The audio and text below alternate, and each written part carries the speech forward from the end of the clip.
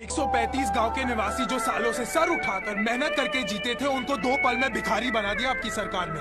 देश की तरक्की के लिए कुर्बानियां देनी पड़ती हैं। प्लीज समझिए इस बात को। देश की तरक्की का रास्ता हमेशा गरीबों की झोपड़ी गिराकर ही क्यों निकाला जाता है? कभी किसी अमीर के बंगले से निकला है?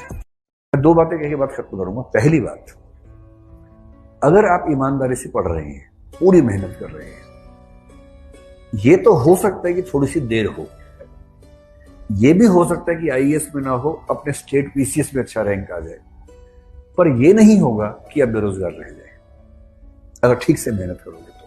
नंबर 1।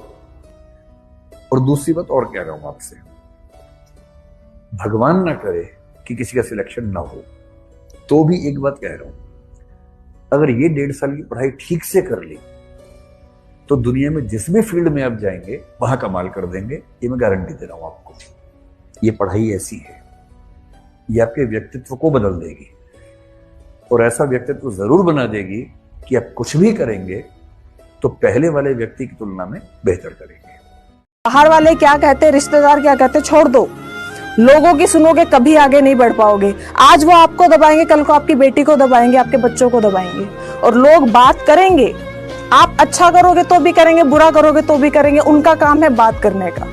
तो आप लोग अगर चाहते हो कि आपकी कामयाबी ना रुके तो सिर्फ अपना टैलेंट देखो, अपना परिवार देखो, उसके आगे सब छोड़ दो।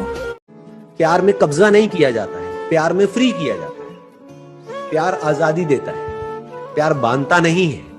पहले मैं अकेला था, अब मेरे साथ में मेरी वाइफ भी है, तो हम दोनों मिल करके और स्ट्रांग हो गए हैं। क्योंकि कभी मुझे प्रॉब्लम होती है तो वो मुझे संभाल लेती है, कभी उसे प्रॉब्लम होती है तो मैं उसके साथ में हूं। तो इस जुड़ने से हम और स्ट्रांग हो गए हैं। लेकिन अगर ये जुड़ने के बाद में मैं यही सोचता रहूं कि मैंने उसके लिए ये किया, उसने मेरे लिए ये किया, नहीं किया, तो ये जुड़ना उल्टा और सफोकेशन पैदा करेगा।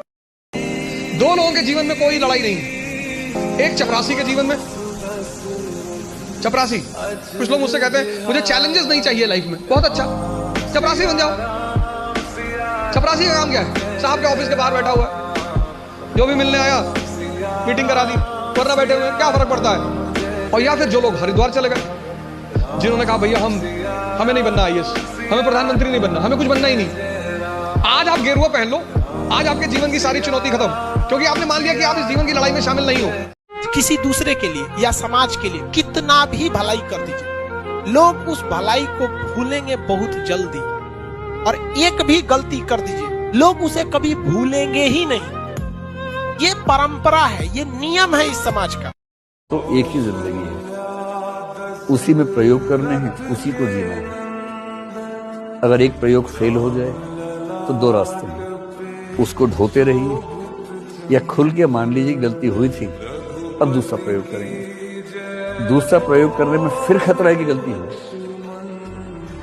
उसके बाद और साहसी होना पड़ेगा, क्योंकि हर व्यक्ति मजाक बना। शेर बोलते हैं कि खुद ही को कर बुलंद इतना कि हर तदबीर से पहले, हर तकदीर से पहले या तदबीर से पहले खुदा बंदे से खुद पूछे बता तेरी रजा क्या है।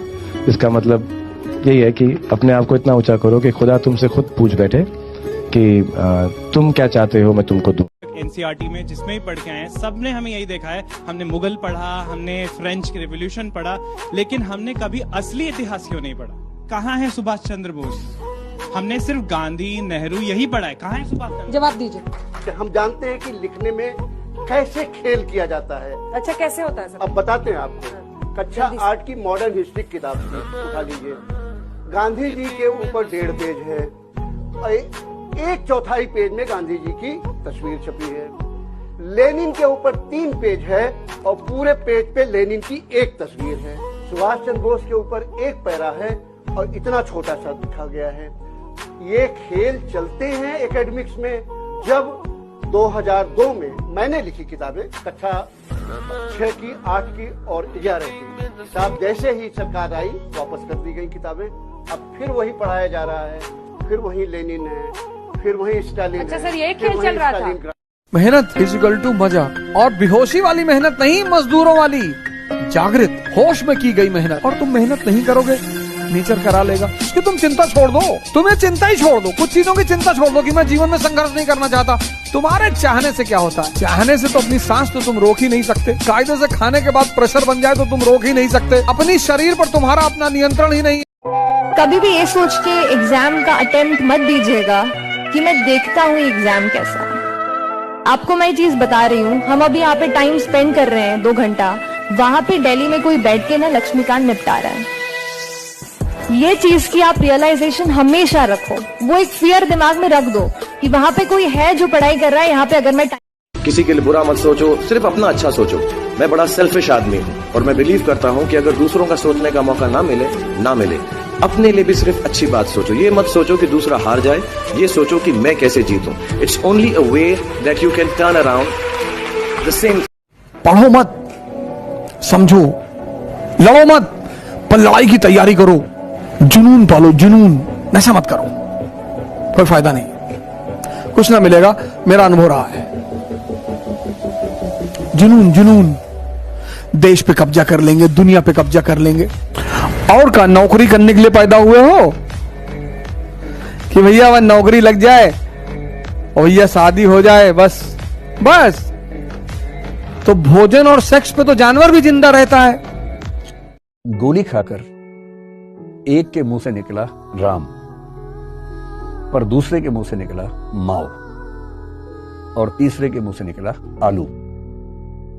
पोस्टमार्टम की रिपोर्ट है, पहले 2 के पेट भरे हुए थे, खत्म हो गई। इस कविता का भाव यह है कि आप चाहे राम यानी कि धर्म के समर्थक हों, चाहे आप माओ यानी कि वामपंथ मार्क्सवाद के समर्थक हों, किसी भी विचारधारा, किसी भी दर्शन का समर्थक या विरोधी होने की पहली शर्त है कि पेट भरा होना चाहिए। पेट भरा है तो दिमाग में विचार आएंगे, पेट खाली है तो सपना भी रोटी का आता है। जब आपका टाइम अच्छा चल रहा हो तब तो पूरी दुनिया आपके साथ खड़ी होती है, लेकिन जब टाइम बुरा चल रहा है और उस वक्त कोई आपके साथ में खड़ा हुआ है, वही आपका रियल फ्रेंड है ना, वही आपका अपना है।